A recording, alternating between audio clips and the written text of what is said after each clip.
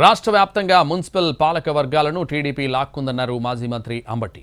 కొంతమందితో cross voting చేయించి Guntur standing కమిటీలో టీడీపీ నేతలు గెలిచారన్నారు. క్రాస్ ఓటింగ్ చేసిన వారికి నైతిక విలువలు లేవని మండిపడ్డారు. పార్టీ ఫిరాయింపులకు పాల్పడిన కార్పొరేటర్లపై న్యాయ పోరాటం చేస్తామంటున్నారు అంబటి.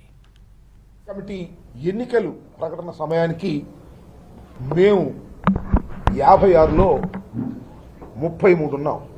28 లాటరీ అవుతుందేమోనని మేము అనుకున్నాం.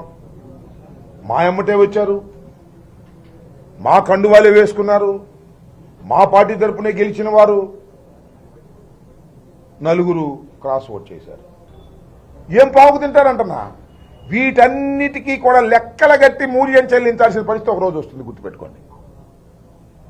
మీ కేవలం 11 సీట్లు గెలుచుకున్నటువంటి కూటమి ఇవాళ గుంటూరు మేయర్ని, డిప్యూటీ మేయర్ని, కార్పొరేటర్లని వశం చేసుకుని మింగాలనే రాక్షసత్వాన్ని ప్రజలు గమనించాలని ఈ సందర్భంగా మనవి చేస్తాం. ఈ స్టాండింగ్ కమిటీ